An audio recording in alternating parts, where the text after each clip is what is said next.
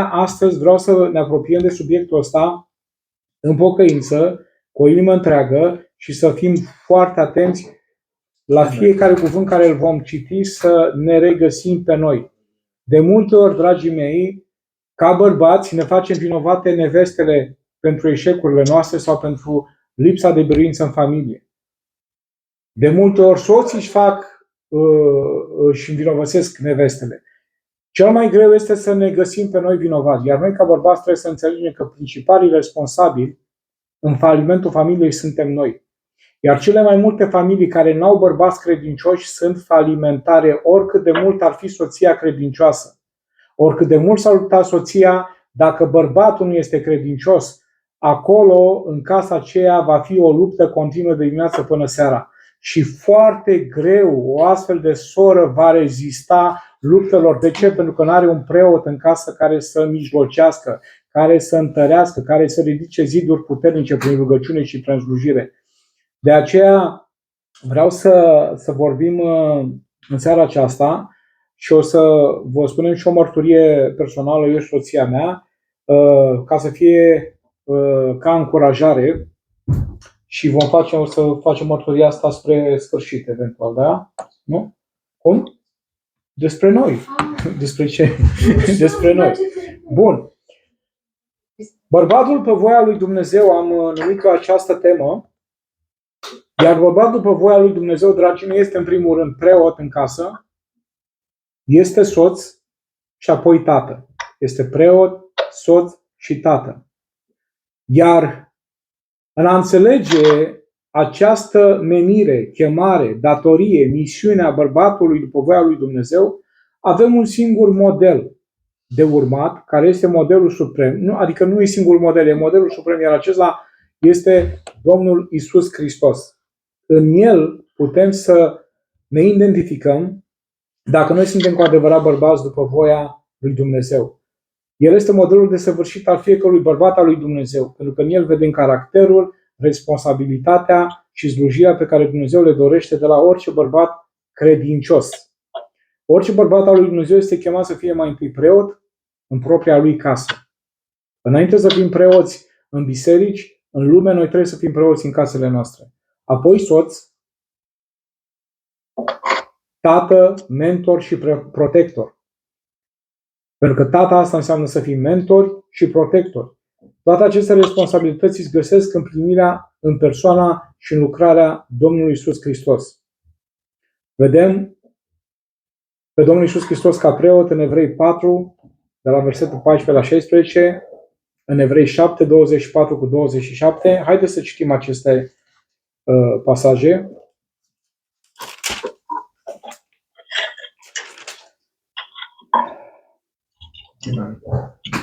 Astfel, fiindcă avem un mare preot însemnat care a străbătut cerurile pe Iisus, Fiul lui Dumnezeu, să rămânem tali în mărturisirea noastră, căci nu avem un mare preot care să nu aibă milă în slăbiciunile noastre, ci unul care în toate lucrurile a fost ispitit, ca și noi, dar fără păcat. Ce vedem aici? Un preot are milă în slăbiciunile familiei. Un preot, în casa lui, el știe luptele prin care trece soția, prin care trec copiii. De ce? Pentru că el a fost ispitit, a ieșit biruitor și acum el poate să fie un exemplu de trăire pentru familia lui. Evrei 7, 24 la 27. Dar el, fiindcă rămâne în veac, are o prorocie pe care nimeni nu poate trece de la unul la altul. De aceea și poate să mântuiască în chip de săvârșit pe cei ce se apropie de Dumnezeu prin el, pentru că trăiește purtarea ca să mijlocească pentru ei. Iată, pentru că trăiește pururea ca să mijlocească pentru ei. Noi trăim în familiile noastre ca preoți să putem mijloci pentru ei. Suntem un exemplu de trăire și mijlocitor pentru familiile noastre, pentru nevestele și copiii noștri. El este cap al bisericii. Efeseni 5 la 23.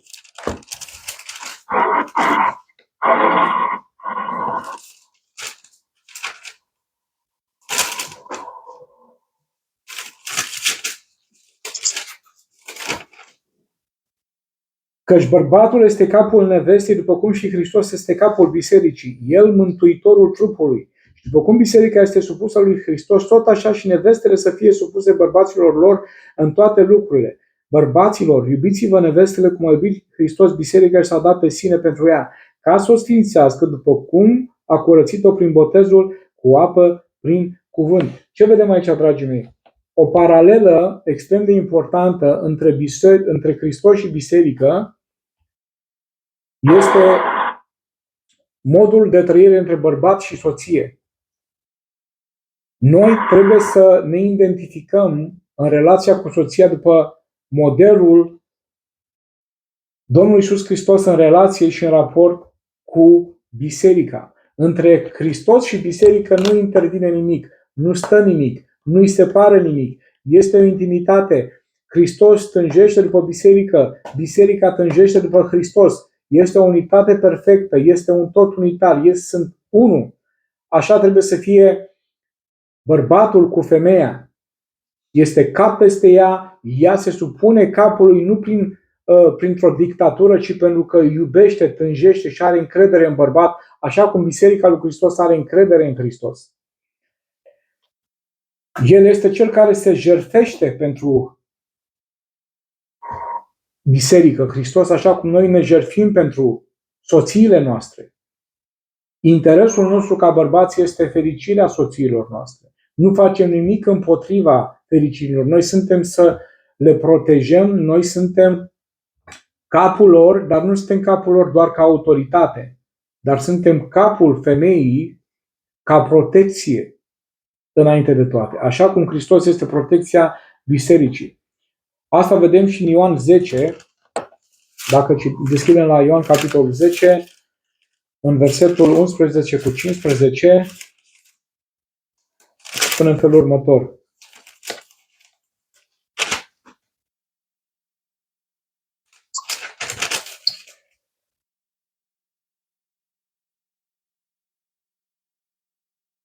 Citim de la 10. Hoțul nu vine decât să fure, să înjunghe, să prăpădească. Eu am venit ca oile să aibă viață, să o aibă din belșug. Eu sunt păstorul cel bun. Păstorul cel bun își dă viața pentru oi. Dar cel plătit, care nu este păstor și ale cărui nu sunt ale lui, când vede lupul venind, lasă oile și fuge și lupul le răpește și le împrăștie. Cel plătit fuge pentru că este plătit și nu-i pasă de oi. Eu sunt păstorul cel bun. Eu îmi cunosc oile mele și le mă cunosc pe mine. Așa cum mă cunoaște pe mine Tatăl și eu cunosc eu pe Tatăl și eu îmi dau viața pentru oile mele. Vedeți? Aici vedem bărbatul ca păstor și protector care este gata să-și dea viața pentru familia lui. Și noi avem impresia că ca și bărbați noi facem asta oricum. Dar dacă privim atenți în viețile noastre ca și bărbați și suntem onești, ar trebui să vedem de câte ori a avut nevoie soțiile noastre de noi și noi am preferat să dormim. De câte ori au avut nevoie soțiile noastre și noi am preferat să stăm să ne uităm la nu știu ce film sau să stăm cu nu știu ce prieteni. De câte ori au avut nevoile soțiile noastre de noi să le ajutăm să facă niște lucruri în casă și am zis lasă mâine și pentru că nu le-am făcut, le-a făcut ele. De câte ori am arătat că neglijăm nevoile soției pentru că am ținut mai mult la confortul nostru. În momentul în care noi identificăm în noi un astfel de caracter, ne dăm seama că nu ne asemănăm cu Hristos, care El nu s-a uitat la ce vrea El, ci s-a uitat la ceea ce vrea biserica lui, mireasa lui. De aceea este această paralelă și asemănare între bărbat și nevastă, cum este între Hristos și biserică. Întotdeauna Hristos se uită la ceea ce are nevoie biserica, la ceea ce îi face bine ei, protecția ei, mijlocirea pentru ea, încurajarea ei. Și noi trebuie să ne identificăm ca soți dacă noi într-adevăr suntem astfel de bărbați. Un alt lucru important este exemplul de slujire. Și citim în Ioan 13, care spune în felul următor, de la versetul 12, spune: după ce le-a spălat picioarele și a luat hainele, s-a așezat iarăși la masă și le-a zis: înțelegeți voi ce v-am făcut eu? Voi mă numiți învățătorul și Domnul și bine ziceți căci sunt. Deci dacă eu, Domnul și învățătorul vostru, v-am spălat picioarele și voi sunteți datori să vă spălați picioarele unii altora. Pentru că eu v-am dat o pildă ca și voi să faceți cum am făcut eu. Iată, noi suntem un exemplu de slujire. Nevestele noastre vor fi încurajate și prin supunere, și prin dedicare, și prin slujire să facă ceea ce văd la noi. Este tare greu pentru o soție să slujească după voia lui Dumnezeu dacă ea nu are un exemplu de slujire în soțul ei. De aceea sunt foarte multe surori credincioase, foarte multe surori dornice să facă ceva pentru Dumnezeu, foarte multe surori care au o pasiune pentru Dumnezeu, dar nu știu ce să facă, nu știu cum să facă. N-au reper în casă, n-au reper în biserică. Iar asta este din cauza lipsei preoției și a bărbaților cu caracter după voia lui Dumnezeu. Iar astfel de surori, doar harul lui Dumnezeu le ține, pentru că mai devreme sau mai târziu, dacă n-ar fi harul lui Dumnezeu, ar cădea. Și multe dintre ele cad.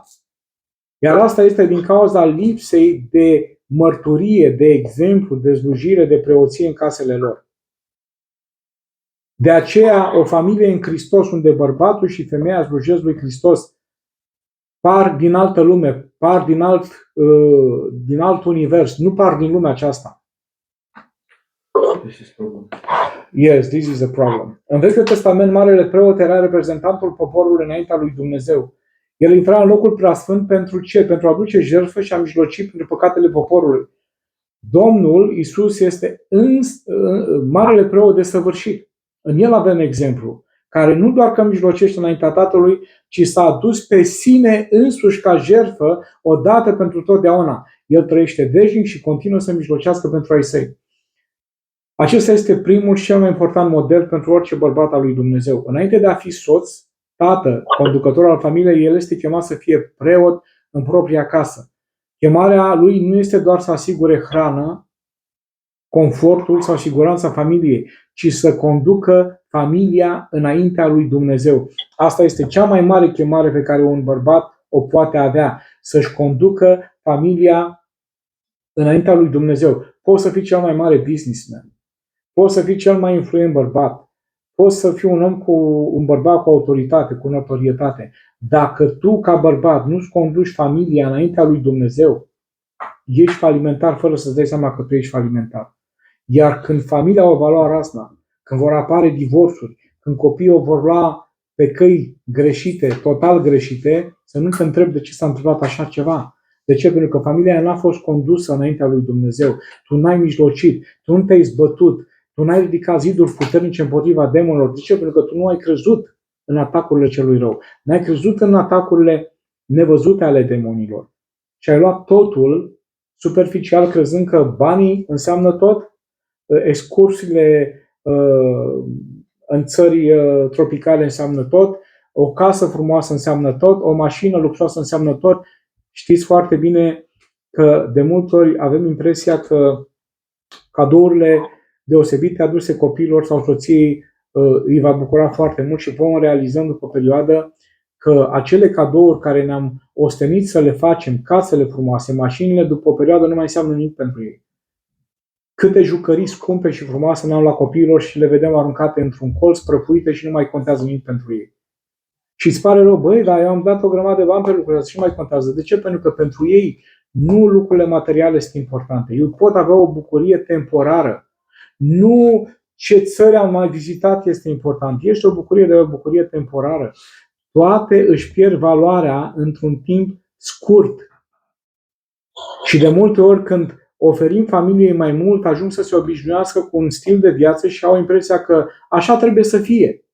Și nu vor mai prețui aproape nimic. Dar familia care este pusă înaintea lui Dumnezeu printr-un bărbat al lui Dumnezeu, acea familie va simți bucurie. Și atunci când are mai puțină mâncare, și atunci când vor locui într-o singură cameră și nu vor locui într-o casă cu etaj, și atunci când vor merge pe jos sau cu autobuzul, fără să mai aibă acel Mercedes sofisticat, acea familie care este călăuzită înaintea lui Dumnezeu, are un mijlocitor în soțul ei, în tatăl copiilor, acea familie va simți bucurie, pace și protecție în orice condiție a vieții. Pentru că nu este nimic mai important decât pacea și protecția lui Dumnezeu peste o familie. Iar astea nu se pot obține decât printr-un tată dedicat lui Dumnezeu. Putem să avem o pace temporară, putem să avem bucurii temporare, dar vă pot da exemple o sumedenie, chiar cazuri cunoscute de mine, cu familii care păreau perfecte, iar acum sunt despărțite, copiii sunt singuri, au divorțat, au luat o razna toți. O astfel de familie am fost și noi timp de 15 ani, fiind botezați împreună. În aceea zi am botezat cu soția mea, am intrat în apa botezului, dar timp de 15 ani nevasta mea a suferit un calvar și o să vă povestesc la sfârșit prin ce viață a trecut 15 ani cu un bărbat pocăit. Și doar Harul Dumnezeu a făcut ca noi să nu fim despărțiți, ci astăzi să fim o familie reînnoită de Duhul lui Hristos și să fim mai mult decât atât slujitori împreună cu copiii noștri. Așa cum spuneam, un bărbat poate să aibă succes în afaceri, în profeție și chiar în lucrarea bisericii. Mare atenție, chiar în lucrarea bisericii, dar dacă el nu este preot în casa lui și foarte mulți s-au uitat de case, prea multe slujiri în afară, prea multe turnee, predicări, au uitat de familia lor. Așa vedem pastori celebri cu fii traficanți de droguri, proxeneți, fete care au luat o razna, dar ei cântă în biserică, predică în biserică și fetele lor au devenit vedete sau sunt cu vieți desfrânate. Și nu vreau să intrăm să dăm nume, să dăm exemple, dar cred că și voi cunoașteți foarte mulți. Asta pentru că acei bărbați nu au fost interesați să fie preoți în casă, au fost interesați să fie preoți în biserici, au fost interesați să fie predicatori celebri, au fost interesați să fie slujitori, să slujească altora, dar în casa lor, la masa lor, în casa lor, cu copiii și nevasta lor, au stat demonii. Nu i-a interesat ce este în tabletele la copiilor, nu i-a interesat ce rulează pe televizoarele la copiilor, nu i-a interesat nefericirea nevestelor lor, nu i-a interesat singurătatea nevestelor lor, pentru că ei au crezut, nevasta mea trebuie să înțeleagă că sunt în misiune, sunt plecat să predic în 7 țări europene, ea poate să stea liniște acasă, că dacă îi trimit bani și are bărbați slujitori, ea nu mai are nevoie de mine. Și astfel de familii s-au destrămat, s-au destrăbălat și mulți s-au întrebat de ce. Pentru că ai uitat să fii preot în casa ta sau nu ai fost niciodată. Cu atât mai grav este când astfel de bărbați nu există în familie. Când există doar femei credincioase fără bărbați credincioși. Responsabilitatea bărbatului în a veghea asupra familiei. Slujirea unui bărbat al lui Dumnezeu începe din propria casă și tot acolo este pusă la încercare. Dezlujirea unui bărbat, dragii mei, nu doar că începe din casă, ea este pusă la încercare în casă. Dacă nevasta mea nu poate să spună despre mine că eu sunt un slujitor autentic al lui Dumnezeu, poate să spună 1.000.000 de oameni în afara casei că sunt mare slujitor al lui Dumnezeu. Dacă eu în casa mea sunt falimentat, dacă nevasta mea nu vede în mine un bărbat al lui Dumnezeu, eu nu sunt un slujitor al lui Dumnezeu. Cea mai bună mărturie despre un bărbat cât de slujitor și credincios este nevasta. Sunt foarte mulți bărbați care sunt priviți ca slujitori, ca preoți, ca pocăiți, dar nevestele lor nu sunt de aceeași părere. În inima nevestelor lor există amărăciune, este singurătate, se simt singure, se simt nedreptățite, se simt lăsate la o parte. Sunt femei care își poartă suspinele, lacrimile singure, în timp ce bărbații primesc laude, primesc aprobare și validarea din partea altora, construiesc familiile altora, dar familiile lor devin o ruină. De ce? Pentru că noi am uitat să veghem asupra caselor noastre. Nu putem avea pretenția de a fi educator spiritual, mare atenție, nu putem să avem pretenția de a fi educator spiritual ai altor oameni sau ai copiilor altora, așa cum se întâmplă de foarte multe ori, în timp ce în propria noastră casă este neglijență și este lăsată pradă influențelor celui rău. Credincioșia în slujirea publică începe cu credincioșia în slujirea din familie, dragii mei. Și acum îi răspund cumva și soarei Lucica ce înseamnă această biserică organică. De ce avem nevoie să slujim organic? Pentru că tot începe din casa noastră, în exemplul nostru, în copiii noștri. Am avut un frate, m-a sunat într-o zi și mi-a zis: frate, ce să facă? Uite, el am pe fiul meu pe care îl postează, că este laureat, termină facultatea, e foarte mândru de fiul lui, dar m-a sunat și mi-a spus: domne, ce să facă? Uite, fiul meu merge la concerte de-astea, gen Antold, cu drogați, cu... Cum să-l opresc? Că îi plac concertele astea. Și am spus: probabil că este greu să-l oprești acum, dacă cu timp în urmă, când a trebuit să spui nu, ai spus da. Noi ca părinți trebuie să veghem, să ne dăm seama când trebuia să spunem nu și am spus da, când trebuia să spunem da și am spus nu de dragul copiilor. Pentru că cei mai periculoși idoli pe care îi putem avea ca părinți sunt copiii noștri. Copiii noștri, pentru că devenim subiectivi când e vorba de copii. Fără să înțelegem că noi, cu bună știință sau în inconștiința noastră, îi dăm pe mâna diavolului, pentru că vrem să ajungă vedete, vrem să ajungă superstaruri, vrem să-i vedem la televizor, vrem să-i vedem nu știu cum și pentru asta facem compromisuri. Uitând că nu putem să împăcăm și pe Dumnezeu și lumea aceasta. Uitând că un izvor nu poate să dea și apă dulce și apă sărată în același timp. Uitând că nu putem să stăm și la masa lui Dumnezeu și la masa demonilor. Uitând că copiii noștri vor crește în funcție de valorile pe care le vom pune în ei. Și vă spun sincer, eu văd pe social media foarte des, foarte des, bărbați pocăiți, predicatori, care își postează fetele, în primul rând, îmbrăcate ca niște pițipoance, rujate, machiate, mulate și să mândresc foarte tare cu copiii lor. De ce? Că sunt copiii lor.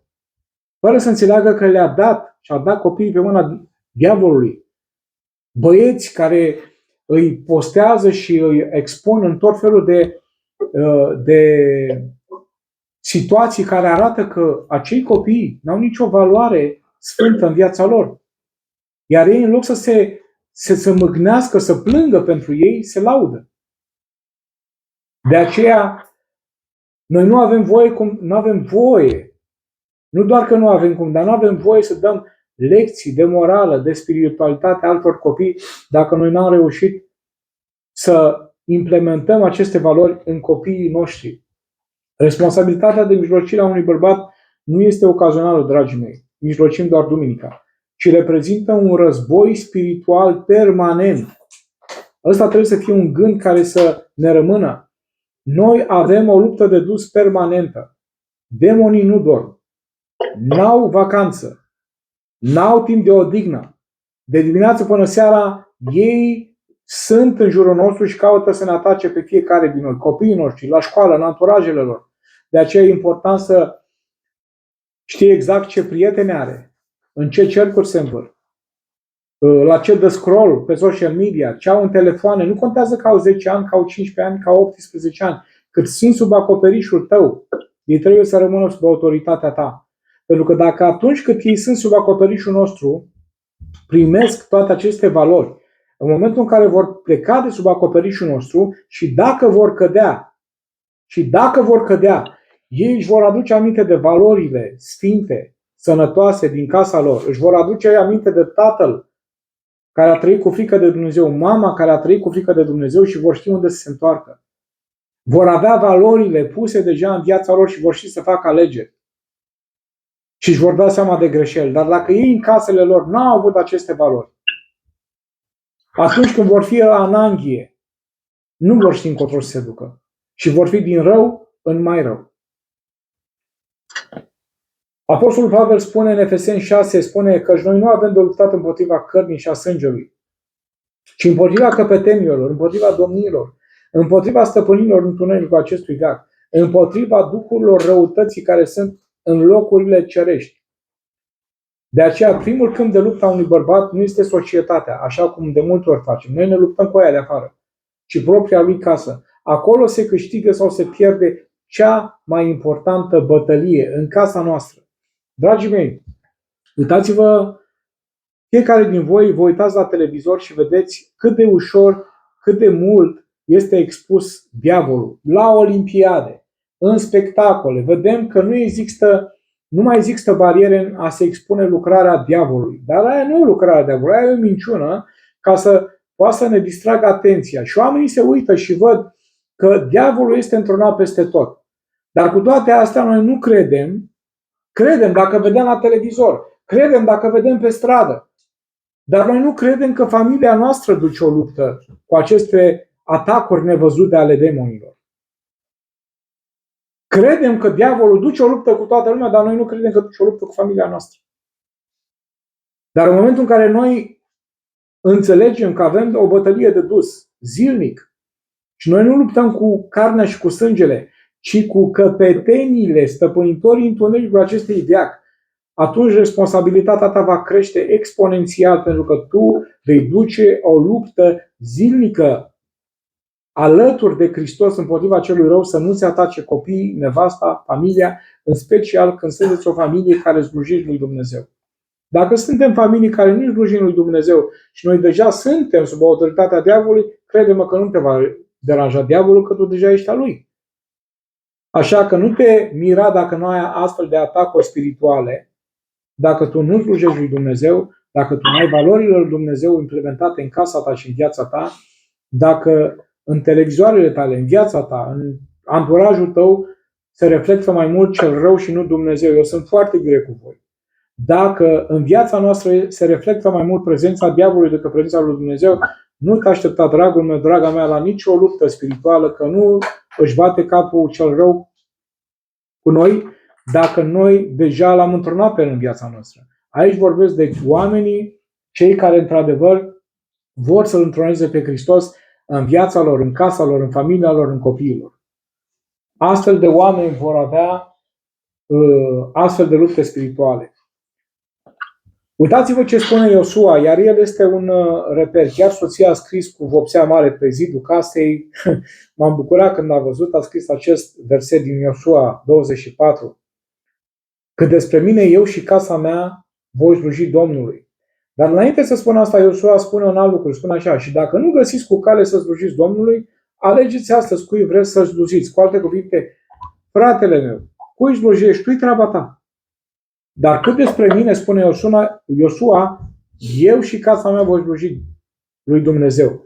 Prin urmare, nu este treaba mea cui slujești tu, fratele meu, nu este treaba mea cui slujești tu, sora mea. Treaba mea este să mă asigur că eu și casa mea slujesc lui Dumnezeu. Din păcate, cei mai mulți dintre bărbații presupuși al lui Dumnezeu, ei sunt preocupați cui slujesc alte familii. Frate, cui slujești? Nu, tu trebuie să vezi cui slujești tu și casa ta. Pentru că dacă tu și casa ta slujești lui Dumnezeu, vei deveni un reper, un exemplu și pentru alții. Și oamenii vor vrea să trăiască ca și tine. Iosua nu vorbește doar despre credința lui personală, ci își asumă responsabilitatea. Asta lipsește foarte multor bărbați. De multe ori dăm vina pe neveste. Nevasta e de vină. Nevasta e cicălitoare. Nevasta e împotrivitoare. Și am făcut și eu asta de foarte multe ori. Dumnezeu să mă ierte. Dar Iosua arată că el își asumă responsabilitatea. Eu și casa mea vom sluji Domnului. Eu și casa mea.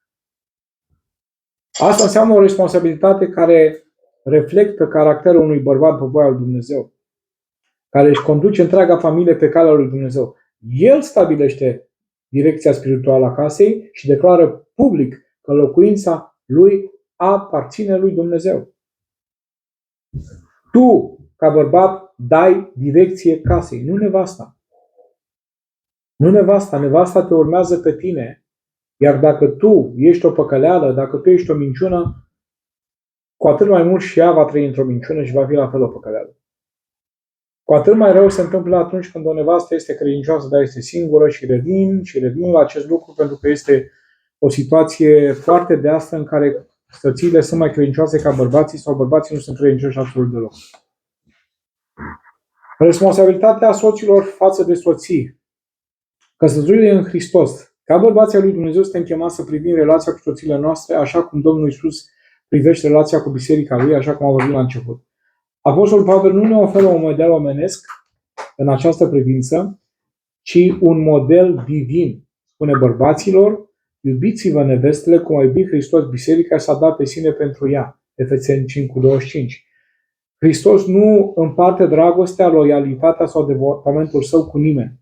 Între el și biserică există o legătură exclusivă, așa cum trebuie să fie între tine și nevasta ta, între tine și soțul tău. Bazată pe ce? Pe iubire, dragii mei, credincioșie și un legământ. Da? Tot astfel, între soț și soție nu trebuie să existe nimic care să interpună sau să slăbească unitatea lor. Mare atenție! Am auzit soții de credincioși, de pocăiți, care au conturi separate, au bani separați. față de soț. Soții care țin secrete, vorbesc cu alte surori și au secrete față de soți. Soții care lasă anumite influențe în relația lor, părinți, prieteni și așa mai departe. O astfel de căsătorie nu îl are pe Hristos în centru. În o astfel de căsătorie nu are voie terțe persoane care să exercite influențe mai mari decât soțul. Nu au voie. Mamă, frați, prieteni. Soțul este capul. El spune ceea ce este bine pentru familia respectivă. Desigur, există comunicare, dar soțul are ultimul cuvânt. Soția trebuie să aibă un cuvânt, soțul are două. În momentul în care înțelegem acest lucru, că soția nu trebuie să aibă mai multe cuvinte decât soțul, atunci va fi o armonie. Când soția are mai multe cuvinte decât are soțul, va fi haos, va fi anarhie. Și copiii vor vedea. Dumnezeu să ne ajute că toți avem greșelile astea în familie. Să nu ne erijăm în familie perfecte. Iar faptul că eu vorbesc acum să pară că noi, iubita mea, noi suntem perfecți. Noi suntem perfecți și am ajuns la... Nu. Există problemele astea în fiecare casă. Când sunt copii, sunt și probleme. Dar noi avem o calitate pe care familiile în Hristos nu o au. Noi nu încheiem ziua fără să ne pocăim. Noi nu încheiem ziua fără să stăm în genunchi înaintea lui Dumnezeu și noi nu lăsăm să treacă noaptea peste noi fiind certați. Asta e o calitate pe care doar copiii lui Dumnezeu, familiile în Hristos o au. Nu lăsăm interese, ambiții și scopuri care să ne despartă. Dar știi ceva? Soțule, eu vreau să continui universitatea, eu nu mai vreau vase, eu nu mai vreau să-mi continui cariera, am oprit-o din cauza ta când te-am luat, ți-am trântit 3 copii, dar eu vreau să-mi termin facultatea. În momentul în care tu ai idealuri care nu se corelează cu voința bărbatului, aia va aduce crăpături în relație. Dacă soția are o dorință, are un vis, tu trebuie să o susții, trebuie să-l discutați, trebuie să ajungeți la un numitor comun în care să vedeți plusurile și minusurile atunci când vine vorba de o decizie importantă. Nu mai vorbim de cazurile în care avem vieți cu totul separate. Da? Am auzit situații în care soții chiar dorm separat. Că ea nu poate să doarmă în același pat cu soțul. Sunt foarte multe astfel de situații.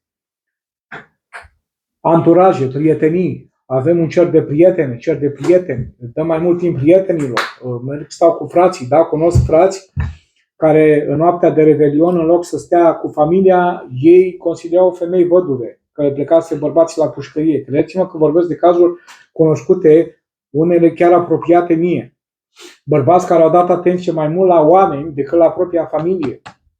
În loc să stea lângă neveste, să stea lângă familie, ei consiliau femei singure, soții supărate că le-a fost arestat bărbații sau cu alte probleme. Excesul acesta de zel în care vrem să fim mai mult de folos altor oameni, dar uităm de familiile noastre. Asta va aduce fisuri extraordinare de mari în familie.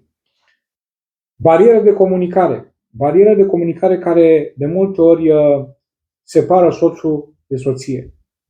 Iar barierele astea de comunicare apar atunci când nu reușim să fim pe aceeași frecvență. Soția nu mai are curaj să vorbească, soțul o discreditează că nu știa nimic, nu se potrivesc în anumite lucruri și atunci apar anumite bariere care ajung soțiile și unor chiar soții să se inhibe și nu mai au putere să vorbească. Iar asta distruge o familie de asemenea. Nici o prioritate nu trebuie pusă care să vină înaintea legământului care îl avem cu Dumnezeu. Noi trebuie să înțelegem legământul care îl avem cu Dumnezeu și legământul care îl avem ca soți, ca familie. Dumnezeu a rânduit ca soțul și soția să formeze un singur trup. Dragii mei, noi trebuie să venim un singur trup, nu avem vieți paralele. Aseară vorbeam cu fratele Ionuț și mi-a aminte despre o afirmație care am făcut-o, că atunci când Scriptura spune Domnul Iisus că unde sunt 2 sau 3 adunați în numele meu, acolo sunt și eu, a remarcat faptul că am spus că soțul și soția nu sunt 2, ci sunt unul singur. De aceea, dacă vrem să fim 2 sau 3 în numele Domnului Iisus Hristos, trebuie să fim două familii în numele Lui Hristos ca să putem să fim doi. Noi suntem un singur trup, suntem un tot unitar, așa cum Hristos este una cu biserica. Nu putem să avem vieți separate, nu putem să avem destine separate, idealuri separate, proiecte separate, pentru că altfel nu putem să fim cu adevărat o familie în Hristos. Orice lucru care intervine între noi ne separă, asta periclitează familia și reflectă că noi nu suntem cu adevărat o familie în Hristos.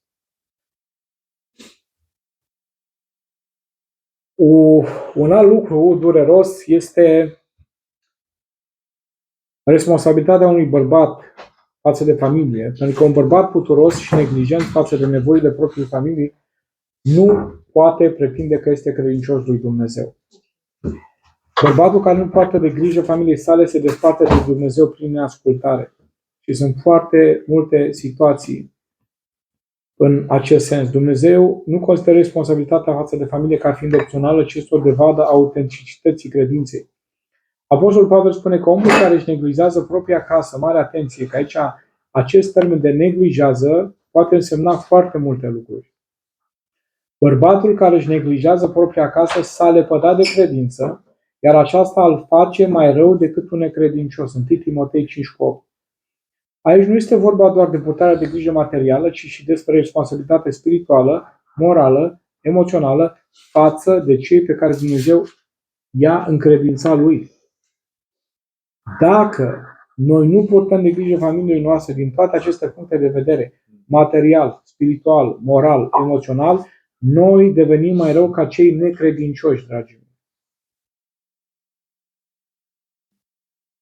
1 Timotei 5:8 spune acest lucru. Proverbe 24, 30, 34 spune: am trecut pe lângă ogorul unui leneș și pe lângă via unui om fără minte.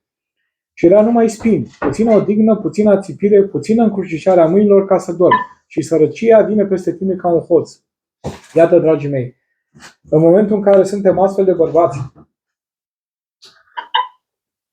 care lăsăm pe mâine ce putem face astăzi, că poate mâine nu mai e nevoie, noi chemăm sărăcia peste noi.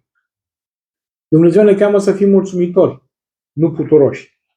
Da? Dacă prin munca care am prestat-o astăzi, Dumnezeu nu ne-a binecuvântat decât cu bani pentru 5 ouă, o pâine, o sticlă de lapte și 2 napolitane la copii, slavă Domnului.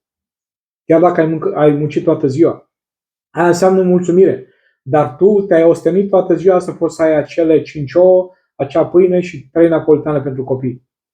Aici este mulțumire, dar tu te-ai ostenit. Asta arată că ești un bărbat dedicat lui Dumnezeu. 2 Tesaloniceni spune în capitolul 3, 10 și 12, cine nu vrea să lucrează, nici să nu mănânce. Îndemn pe oamenii aceștia și sfătuim în Domnul Iisus Hristos să-și mănânce pâinea lucrând în liniște. Acest pasaj vine în contextul în care oamenii din vremea lui Pavel din Tesalonic, ei au crezut că Domnul Iisus Hristos vine în timpul vieții lor. Și pentru că au crezut că vine Iisus în timpul vieții lor, și-au lăsat munca și au început să se țină de tot felul de nimicuri. De aceea Pavel le spune, cine nu muncește, nici să nu mănânce. Vă spun să vă apucați de muncă, că dacă nu munciți, nu puteți să aveți pretenția să și mâncați. Tit, capitolul 1 cu 16 spune, ei se laudă că cunosc pe Dumnezeu, dar cu faptele îl tăgăduiesc. Mai jos, mai departe vom vedea câteva aplicații, dragii mei, ca și exemple, accentul care este pus pe responsabilitatea bărbatului ca preot, conducător și protector al casei sale. Modelul de slujitor ca om integru. În Timotei este un pasaj foarte important. Chiar mi-a atras atenția aseară când am citit. Și spune aici în felul următor. Tit, haideți.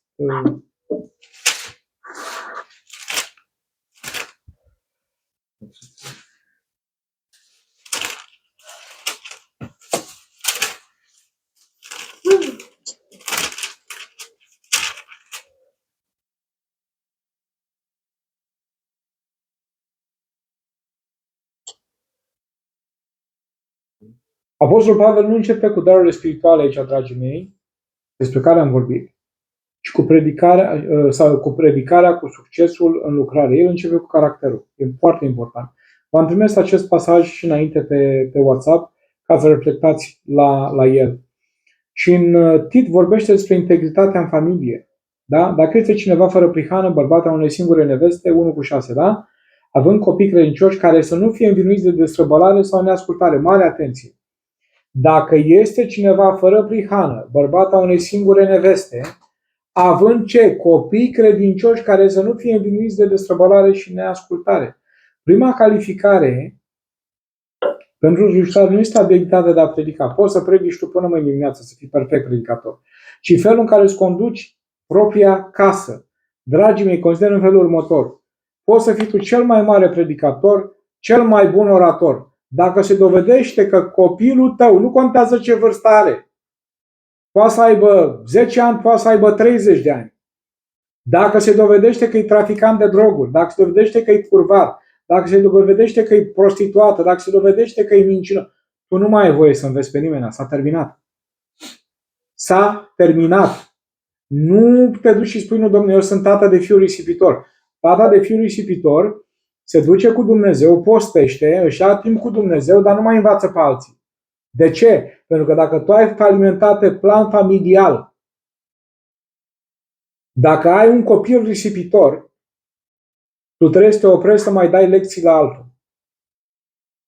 Dacă tu ai falimentat și ai demonstrat că tu nu ai fost un învățător suficient de bun în casa ta, asta nu înseamnă că te duci în iad tu ca părinte. Copilul poate să cadă.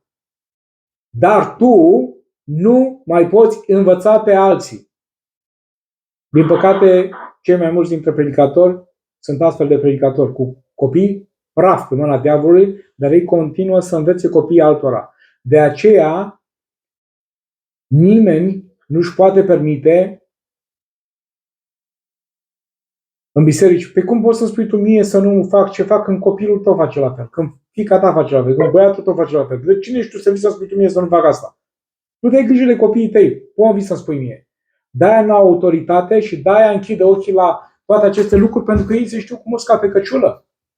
Iar tu când ai scheleți în șifonier și știi că ai probleme în familie, cum să te duci tu să-i spui copilului altuia, auzi, nu-i bine să faci așa. Când ai tăi sunt cum sunt. Asta îți dă autoritate și asta te validează ca slujitor al Dumnezeu. În momentul în care copiii tăi sunt credincioși, să nu fie învinuiți de ce? De destrăbălare și neascultare. Mă întreb dacă slujitorii chiar au citit cartea lui Tit, că se pare că mulți n-au citit-o. Prima calificare, așa cum am vorbit, nu este aceea de abilitatea de a predica, ci felul în care îți conduci propria casă. Un slujitor al Dumnezeu trebuie să fie credincios soției, să fie un model pentru copiii săi, să-și conducă familia în ascultare de Dumnezeu și să aibă o mărturie în propria casă, dragii mei. Dumnezeu privește mai întâi familia omului înainte de a încredința familia lui. Integritate și caracter. Tot în Tit, la versetul 7, spune așa: căci episcopul, ca econom al lui Dumnezeu, trebuie să fie fără prihană, nu încăpățânat, nu mânios, nici de lavin, nici bătăuș, nici doritor de câștig mărșav. Iată ce vedem aici. Caracterul lui trebuie să fie lipsit de mândrie. Încăpățânare. Eu le știu pe toate. Eu sunt cel mai. Eu nu mai pot să fiu învățat de nimeni, că le-am învățat pe toate. Să n-ai izbucniri de mânie, violență și iubire de bani. Dacă aceste lucruri apar în viața unui slujitor, tu nu poți fi slujitor, dragul meu. Poți să fii orice. Poți să fii bufon la circ, poți să fii, nu știu, director de companie, poți să fii ce vrei tu, dar nu slujitor. Din păcate, sunt astfel de slujitori și încă mulți. Un om poate avea daruri impresionante în aparență, mare atenție, în aparență, dar dacă îi lipsește caracterul, nu este calificat pentru slujire. Un astfel de om poate să fie validat de oameni, dar niciodată nu va fi validat de Dumnezeu. Un slujitor al Dumnezeu autentic trebuie să fie validat de Dumnezeu, nu de oameni. Poți fi un slujitor al lui Dumnezeu, iar pe acest pământ să fii un anonim. Să nu te cunoască nimeni. Dar toate astea tu să fii validat, să fii cunoscut în cer. Și dacă ai să mă întrebi, cum mă frate să nu fii cunoscut de nimeni, să fii un anonim pe pământ, dar să fii cunoscut în cer? Dacă vă uitați în Biblie, dragii mei, toți slujitorii lui Dumnezeu, toți profeții lui Dumnezeu, în vremea lor erau anonimi. Cei celebri, cei cunoscuți, cei faimoși erau profeții mincinoși. Aceia erau cunoscuți de mulțimi de oameni, aceia erau urmați de mulțimi de oameni. Oameni precum Ezechiel, oameni precum Ieremia, oameni precum Isaia, erau oameni marginali, marginalizați. Ei nu predicau în temple, predicau în afara templelor și erau împroșcați cu injurii, scuipați, pălmuiți, aruncați în butuci. Ei nu erau vedete. Nu vrea nimeni să fie ca ei. Înțelegeți ce vă spun? Ei au devenit cunoscuți din cauza Scripturilor. Noi îi vedem pe ei în Scriptură și am ajuns să vorbim despre ei, dar în vremea lor nu se vorbea despre ei. Iar cei celebri din vremea lor, sutele, miile de celebrități, profeți celebri, lumea le cunoștea numele atunci, dar în Biblie numele lor nu mai sunt menționate. Au fost celebri în vremea lor, dar numele lor nu a fost reținut. Singurele nume care au fost reținute au fost a celor care nu erau cunoscuți în vremea lor. Dar ele sunt în cer acum, ele sunt cunoscute și în cer și pe pământ. De aceea nu te mira că un slujitor al lui Dumnezeu poate să fie cunoscut în cercuri restrânse, Dumnezeu poate să lucreze într-un loc anume, dar nu este celebru, cum sunt celebri foarte mulți alți lucrători cu daruri speciale, aparente. Să nu-ți fie frică de anonimat, dragul meu, frate, draga mea soră, pentru că atunci când lucrezi pentru Dumnezeu, de multe ori, prețul pe care trebuie să-l plătim este singurătatea. Integritatea în relațiile cu oamenii este o altă calitate pe care trebuie să o aibă un slujitor. Tit 1:8, și să fie primitor de oaspeți, iubitor de bine, cumpătat, drept, sfânt, înfrânat. Aici asta se aplică și femeilor și surorilor, nu doar bărbaților. Da? Pavel descrie omul lui Dumnezeu prin 6 trăsături. Primitor de oaspeți, își deschide casa și inima. Nu deschidem doar ușa, deschidem și inima, dragii mei. Iubitor de bine, caută ce este bun și folositor. Cumpătat, gândește și acționează cu înțelepciune, mare atenție. Drept, este corect în relațiile cu oamenii. Este sfânt, trăiește separat pentru Dumnezeu. Una este mărturia noastră, care e văzută de oameni, una este intimitatea cu Dumnezeu. Aia o vede doar Dumnezeu. Da? Dacă tot ceea ce oferim în Dumnezeu este ceea ce văd oamenii, e grav. Dacă la noi nu este și o intimitate cu Dumnezeu, nu e prea bine. Înfrânat, își stăpânește dorințele, vorbele și reacțiile. Astfel de calități trebuie să fie vizibile în viața de zi cu zi, nu doar în timpul slujirii. Integritate în cuvânt. Tit 1:9. Să se țină de cuvânt adevărat care este potrivit cu învățătura până ca să fie în stare să sfătuiască în învățătura sănătoasă și să înfrunte pe potrivnici. Un slujitor autentic este supus Scripturii, învață adevărul fără compromis, încurajează pe cei credincioși, combate rătăcirea și blândețea cu fermitate. El nu își întemeiază învățătura pe tradiții, mare atenție, opinii sau popularitate. Da? Eu cred că știi, eu așa am experimentat, nu există așa ceva. Un adevărat slujitor al Dumnezeu se ține de ceea ce scrie în cuvântul lui Dumnezeu și dacă cuvântul lui Dumnezeu se regăsește și în viața lui, atunci vorbește. Dacă nu, își ține gura. Părerile personale le ținem pentru noi, nu vorbim din păreri personale. Am întâlnit o dată un proroc care a venit și mi-a zis că atunci când a venit Duhul Sfânt peste el, a început să sară în sus ca mingea. Deci Domnul sărea ca mingea sus prin casă. Și am zis, ok, păi, și ai văzut în Biblie așa ceva? Păi nu, da, am experimentat eu. Păi nu interesează ce ai experimentat tu, măi băiatule. Scrie în Biblie, Duhul Sfânt sare în sus ca mingea, face ca maimuța, face ca... Păi nu. Păi și atunci asta e experiența ta personală. Păi da, dar eu am chemat Duhul Sfânt. Păi o fi chemată tu Duhul Sfânt, dar dacă astfel de experiențe nu sunt regăsite în caracterul Duhului Sfânt, în caracterul lui Hristos, este doar experiența ta personală și trebuie să verifici cu mare atenție ce duhuri a dat naștere la astfel de experiențe. Mare atenție, nu faceți o regulă din experiențele voastre personale. Pentru că există un Duh Sfânt și există și foarte multe alte duhuri nesfinte care ia înfățișarea unor duhuri de la Dumnezeu, dar care nu sunt. În capitolul 1 din Tit, care vă recomand să-l luați, să-l citiți, vedem că Dumnezeu caută oameni integri, nu oameni talentați. Și am vorbit despre talent. Da? Nu vă gândiți ce talente aveți, ce calități, skill-uri aveți să-i dați lui Dumnezeu. Nu. Dumnezeu nu caută oameni cu calități deosebite, ci caută oameni integri, oameni supuși, oameni gata să întroneze pe Dumnezeu în casele și în viețile lor. Un slujitor trebuie să fie integru în familie, soț credincios, tată responsabil, integru în caracter, smerit, cumpătat și fără iubire de câștig, integru în relațiile cu oamenii, drept, ospitalier și sfânt, integru în învățătură, credincios în cuvântul lui Dumnezeu. Caracterul este fundamental slujirii. Baza slujitorului este caracterul. Dumnezeu nu caută doar oameni care pot vorbi frumos despre Hristos, ci oameni a căror viață reflectă caracterul lui Hristos. Țineți minte acest lucru. Slujitorul lui Dumnezeu nu vorbește frumos despre Hristos, și slujitorul lui Hristos îl proiectează pe Hristos. Ăla e slujitorul autentic al lui Dumnezeu, cel care îl proiectează pe Hristos. Înainte de a fi recunoscut de oameni ca slujitor, un bărbat trebuie să fie recunoscut de Dumnezeu ca om integru. Și aici găsim asta în 1 Timotei 3, de la 1 la 13, 2 Timotei 2, 22 la 26, Filipeni 2, de la 3 la 8. O să vă trimesc și lecția pe WhatsApp să puteți să o recitiți cu atenție. Exemple de bărbați care și-au cărmuit casa după voia lui Dumnezeu. Aici sunt câteva exemple care vi le-am scris și vi le menționez acum. Adam este primul exemplu. Da? Responsabilitatea începe cu bărbatul. Dar Adam este un exemplu de așa nu. Da? Adam este un exemplu de așa nu. Să nu fiți ca Adam. Ce vedem în cazul lui Adam? Când el a fost ispitit de femeie și Dumnezeu l-a întrebat, unde ești?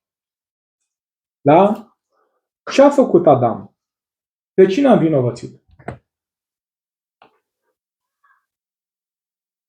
Pentru căderea lui. Pe cine a învinovățit Adam? Vă întreb, puteți să răspundeți. Pe femeie. Pe femeie. Altcineva?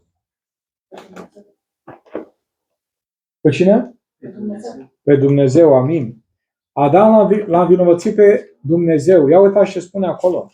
Când Dumnezeu îl întreabă, unde ești? Geneza 3, da? Deschidem să citim. Versetul 7. Atunci s-au deschis ochii și la amândoi, au cunoscut că erau goi, au cusut la oaltă frunze de smochini și au făcut sorțul. Atunci au auzit glasul Domnului Dumnezeu care umbla prin grădină în răcoarea zilei și omul și nevasta lui s-au ascuns de fața Domnului Dumnezeu printre pomii din grădină. Dar Domnul a chemat pe om și a zis, unde ești? El a răspuns, am auzit glasul în grădină și mi-a fost frică. Iată, primul moment în care apare frica, da? Frica nu exista până acel moment. Pentru că eram gol și m-am ascuns. Și Domnul Dumnezeu a zis, cine ți-a spus că ești gol? Nu cumva ai mâncat din pomul din care îți poruncesc să nu mănânci? Omul a răspuns, mare atenție aici. Femeia pe care mi-ai dat-o tu, ca să fie lângă mine, ea mi-a dat din pom și am mâncat. Ce face Adam aici? Nu învinovățește doar pe femeie, ci pe Dumnezeu. Spune, femeia pe care mi-ai dat-o tu. Adică, cu alte cuvinte, mi-ai dat ceva rău. Că dacă nu mi-o dădeai pe asta, eu nu mâncam. Iată, bărbatul rebel, bărbatul nesupus, nu își va învinovăți doar nevasta, ci și pe Dumnezeu. Dragii mei bărbați, mare atenție. De multe ori, probabil că sper să nu se fi întâmplat cu niciunul dintre voi și să nu se întâmple, să te gândim, Doamne, dar puteai să-mi dai altă nevastă. Spune, femeia pe care mi-ai dat-o tu, femeia pe care mi-ai dat-o, ea m-a pus să mănânc. Ce a făcut Adam? În momentul ăla a primit caracterul diavolului. El a învinuit din start și pe femeie, dar și pe Dumnezeu. V-ați gândit vreodată la lucrul ăsta? Că știți cu toți povestea lui Adam. Ați sesizat vreodată acest amănunt? Că el l-a învinovățit pe Dumnezeu? Mare atenție ca nu cumva în căderea noastră, în nefericirea noastră și în relațiile noastre care se pot deteriora, să ajungem să-L învinovățim pe Dumnezeu. Pentru că un bărbat responsabil va mijloci pentru nevasta lui, așa cum o nevastă responsabilă va mijloci pentru bărbatul ei. Dacă aveți bărbați care sunt căzuți, dacă aveți bărbați necredincioși, gândiți-vă cât de mult ați postit pentru ei. Cât de mult ați arătat pe Hristos în viața lor. Cât de mult ați arătat voia lui Dumnezeu în casa voastră, astfel încât bărbații voștri să poată să vadă că e ceva special în femeia lui. Pentru că de multe ori și ca femei ne putem gândi că poate Dumnezeu ne-a dat bărbatul care trebuie. Trebuie să ne luăm responsabilitatea împreună și ca bărbați și ca femei pentru soții care ne-a dat Dumnezeu.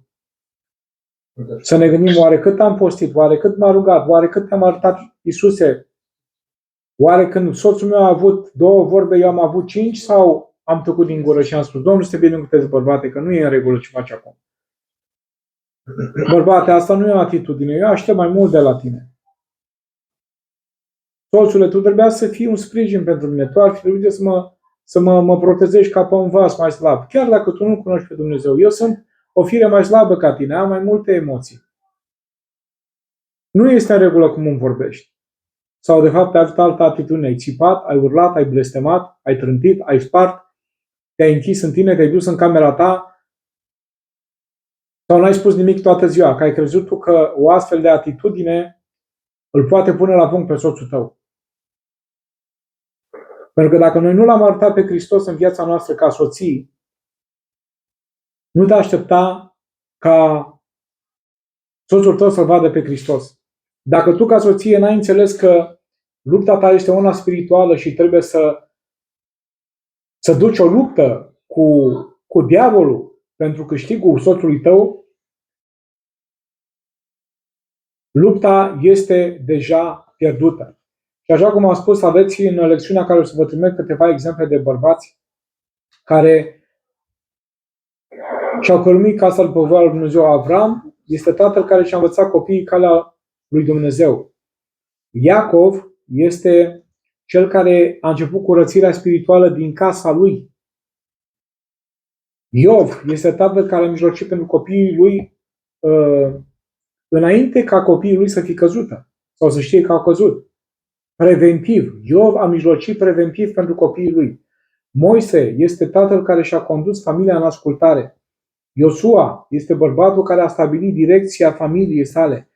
Elcana este tatăl care își conduce familia în închinare. David este omul care a avut o dorință să aibă o casă sfântă. Iosif este protectorul familiei. Corneliu, credința care influențează întreaga casă. Iată, credința care influențează întreaga casă. Temnicerul din Filipii, o familie schimbată într-o singură noapte, dragii mei. Și vedem aceste exemple care ne pot încuraja să devenim ca toți acești bărbați la un loc. Nu doar ca unul dintre ei, ci ca toți la un loc. Însă, ca bărbați trebuie să înțelegem că femeia este un vas mai slab, ce trebuie tratat cu responsabilitate, cinste și dragoste. Și faptul că ea trebuie tratată așa, asta nu înseamnă că noi nu greșim. Dar în momentul în care greșim, având conștient în mintea noastră că ea este acel vas mai slab, chiar dacă pare mai tare ca noi de multe ori, trebuie să ne pocăim și să ne cerem iertare și să ne întoarcem acolo de unde am eșuat, acolo unde am greșit și să reînodăm ceea ce am stricat.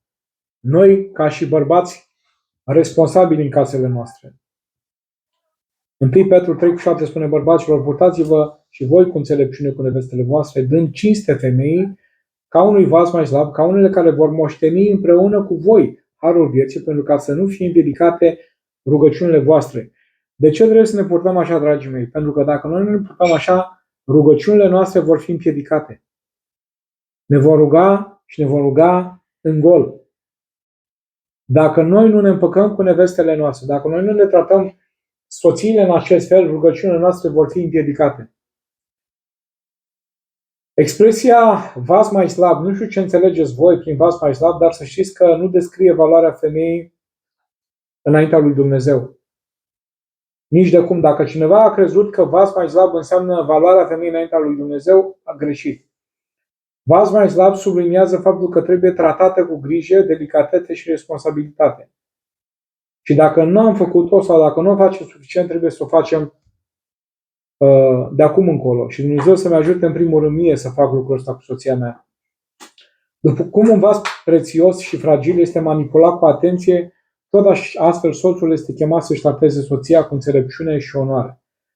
Dumnezeu poruncește bărbatului să locuiască împreună cu ea cu înțelepciune, să-i acorde cinste și respect, să o protejeze, nu să o domine, să o întărească, nu să o zdrobească, să o iubească, nu să profite de vulnerabilitățile ei. Dragii mei, vreau să fim foarte clari, onești. Dacă în familiile noastre nu regăsim aceste lucruri, asta nu înseamnă că suntem deja pierduți. Și asta înseamnă că prin Harul Dumnezeu astăzi putem să facem lucrurile acestea în felul acesta. Să însămânțăm aceste valori începând de azi, dacă n-am făcut-o de acum încolo. Nu te simți vinovat, Doamne, bine n-am făcut așa, că eu sunt praf și pulbere. N-ai făcut-o nicio problemă, o facem de azi înainte. Ne luăm angajamentul cu toți că de astăzi devenim acei soți de care soțiile au nevoie și acele soții de care soții noștri au nevoie. Soți mijlocitori, soție mijlocitoare, închinători. Putem să avem un nou început, o reîmprospătare a relațiilor noastre începând de astăzi. Aici se observă și un avertisment solemn. Dacă un bărbat își tratează soția cu dispreț, asprime sau neglijență, propria lui relație cu Dumnezeu va fi afectată. De ce? Deoarece Scriptura spune că rugăciunile îi vor fi împiedicate. Același principiu este exprimat și de Pavel în Efeseni 5, atunci când spune tot așa trebuie să-și iubească și bărbații nevestele ca pe trupurile lor. Cine își iubește nevasta, se iubește pe sine însuși, căci nimeni nu și-a urât vreodată trupul lui și îl hrănește, îl îngrijește cu drag ca și Hristos biserica. Vedeți, modelul nu este cultura sau tradiția, ci Hristos. Spre exemplu, la țigani, la mine, eu sunt țigan. Da? Dacă nu știați, aflați acum, eu sunt țigan. Soția este româncă. În cultura mea, la țigani, țiganii au bine, nu țiganii de felul meu, țiganii ăștia mai tradiționali. Am văzut de multe ori țiganul merge înainte, piranda merge în spate. Țiganul este bulibașa, țiganca este mereu la dispoziția bărbatului, este un fel de sclavă. Când suntem în Hristos, nu mai există tradiție, nu mai există influențe familiale. Și